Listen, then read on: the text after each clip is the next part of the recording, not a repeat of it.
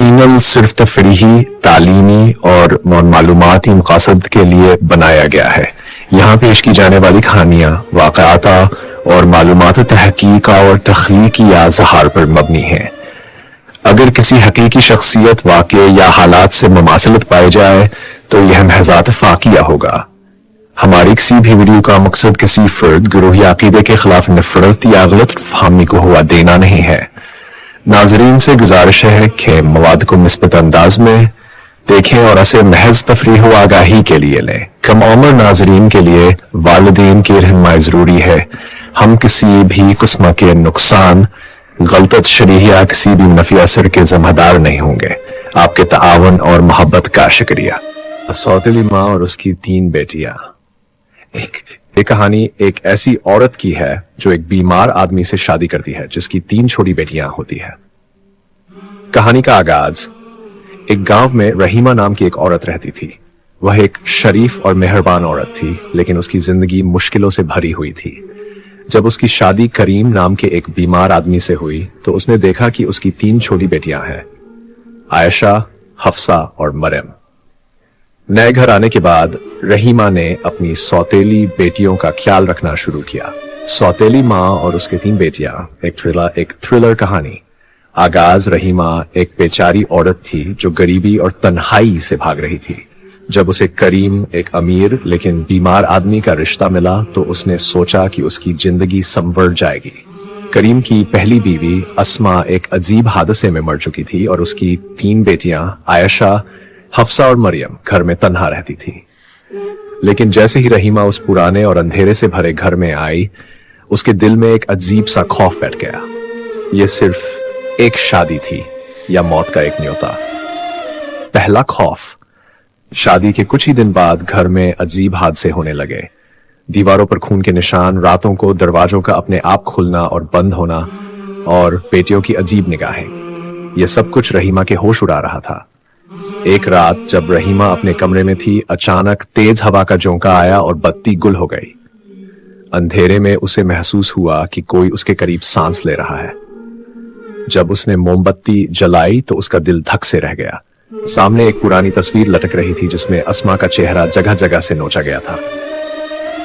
उस रात हफ्सा ने चुपके से रहीमा के कान में कहा, अगर तुमने यहां से भागने की कोशिश की तो तुम भी उसी तरह मारी जाओगी जैसे अम्मी मरी मरी थी। राज का पर्दाफाश। धीरे रहीमा को महसूस हुआ कि घर का हर शख्स कुछ न कुछ छुपा रहा है। एक दिन उसने एक पुराने संदूक की तलाशी ली जिसमें खून में भीगा हुआ कपड़ा और एक पुराना खत मिला। अस्मा की मौत एक हादसा नहीं थी, उसे इस घर के अंदर किसी ने मार दिया था। अब अगला शिकार कौन होगा? उसी रात मरियम अचानक गायब हो गई। उसका बिस्तर खाली था, सिर्फ एक पुरानी घंटी बज रही थी। कातिल का पता। रहीमा ने कसम खाई कि वह यह रात जरूर खोलेगी। उसने करीम की पहली भी अस्मा की पुरानी डायरी पढ़नी शुरू की। डायरी के आखिरी पन्ने पर सिर्फ एक नाम लिखा था, करीम। रहीमा के होश उड़ गए। क्या करीम ने अपनी पहली बीवी को मारा था या कोई और था? तभी उसने एक आवाज सुनी। वह मरियम के कमरे की तरफ भागी। जैसे ही दरवाजा खोला, एक बड़ी छुरी उसके सिर पर गिरने लगी, मगर वह मुश्किल से बच गई। अचानक अंधेरे में एक काली परछाई उभरी। हफ्सा के हाथ में एक तेज छुरी थी। तुम्हें यहां नहीं होना चाहिए था सौतेली मां, हफ्सा धीमी आवाज में कहा। आखिरी जंग। रहीमा को समझ आ गया कि बेटियां एक खतरनाक राज छुपा रही थीं। उन्होंने ही अपनी मां अस्मा को मारा था और अब वे रहीमा को भी मारना चाहती थी। लेकिन क्यों? तभी करीम अंधेरे से बाहर निकला। उसकी आंखों में खौफ था। मुझे माफ कर दो रहीमा, मैंने तुमसे सच नहीं कहा। बेटियां पागल है। उन्होंने अस्मा को इस घर के अंदर कैद कर रखा था और जब वह भागने की कोशिश कर रही थी, उन्होंने ही उसे धक्का दे दिया था। रहीमा ने देखा कि तीनों बेटियां उसकी तरफ तेज कदमों से बढ़ रही थीं। अब तुम्हारी बारी है सौतेली मां। क्या रहीमा बच पाएगी? क्या यह सच में सिर्फ एक भूतिया बंगले का राज था, या यह सब कुछ एक मानसिक बीमारी का नतीजा था, या शायद अस्मा की आत्मा अब भी कहीं आसपास भटक रही थी? The end. या शायद नहीं। यह कहानी सस्पेंस, डर और राज से भरी हुई है। सौतेली माँ और उसके 3 बेटियां, एक शैतानी हवेली की दास्तान। आगाज मौत की हवेली। रहीमा को लगा था कि उसकी जिंदगी अब सुकून से गुजरेगी, लेकिन जब उसने करीम से शादी करके उसकी पुरानी वीरान हवेली में कदम रखा तो उसे महसूस हुआ कि यहाँ कुछ बहुत अजीब है। करीम की पहली बीवी अस्मा की रहस्यमयी मौत हो चुकी थी और उसकी 3 बेटियां आयशा, हफ्सा और मरियम इस हवेली में अकेली रहती थी, लेकिन ये लड़कियां कुछ छुपा रही थी। क्या ये हवेली सच में एक शापित जगह थी या ये कोई ऐसा खेल था जिसमें हर कोई फंसने वाला था? डर का पहला कदम अजीब परछाया। पहली ही रात रहीमा को महसूस हुआ कि हवेली के बंद कमरों में कोई चलता फिरता है। रात के अंधेरे में जब वह किचन में पानी लेने गई तो उसे आयशा के कमरे से किसी के फुसफुसाने की आवाजें सुनाई दी। वो यहां नहीं रह सकती, हमें उसे खत्म करना होगा। जब रहीमा ने दरवाजे को हल्के से धक्का दिया तो उसे आयशा अकेली बैठी दिखी, लेकिन उसके पीछे से शीशे में किसी और की परछाई थी, एक काली परछाई जिसकी आंखें जल रही थी। हवा में गूंजती चीखें। रहीमा की रातें अजीब घटनाओं से भरी हुई थी।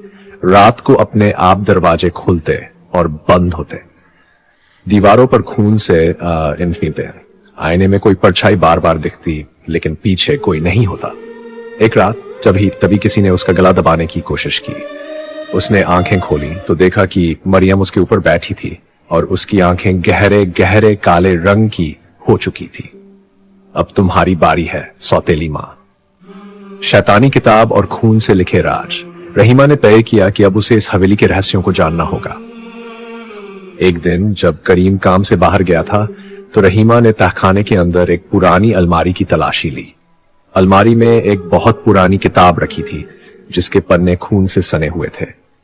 पहले पन्ने पर लिखा था, यह हवेली शैतान का घर है, यहां रहने वाले हर इंसान को एक बलि देनी होगी। रहीमा के हाथ कांपने लगे। तभी उसे पीछे से किसी की भारी सांसों की आवाज सुनाई दी।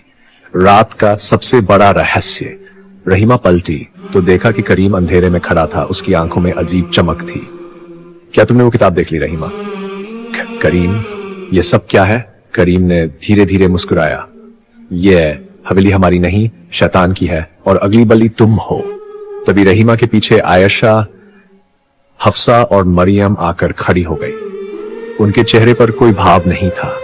आयशा ने धीरे से कहा, अम्मी ने भागने की कोशिश की थी और हमने उन्हें रोक दिया, तुम्हें भी भागने नहीं देंगे। तभी हवेली की सारी बत्तियां छपाक से बंद हो गई।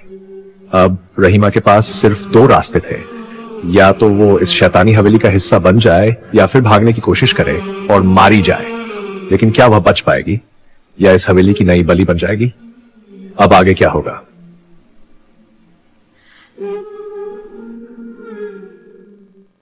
यह कहानी महज एक तखीलाती दास्तान है और हकीकत से इसका कोई ताल्लुक नहीं। इसे सिर्फ तफरीह, सिनसनी और तजस्सुस पैदा करने के लिए लिखा गया है। हमारी थकाफत में बहुत सी रवायती कहानियां, दियू मालायक से और लोक दास्तानें मौजूद हैं जो बाज़ा वक़ात हकीकत से ज्यादा पुरअसरार मालूम होती हैं, मगर यह सिर्फ कहानियां होती हैं जिनका मकसद सिर्फ सामाईन को महसूस करना होता है। अगर आपको ऐसी सिनसनी खीज और पुरअसरार कहानियां पसंद हैं तो मेरे चैनल दास्ताने हकीकी को लाइक, शेयर और सब्सक्राइब करें और कमेंट में बताएं कि आप अगली कहानी किस मौजू पर चाहते हैं। आपकी राय हमारे लिए बहुत कीमती है।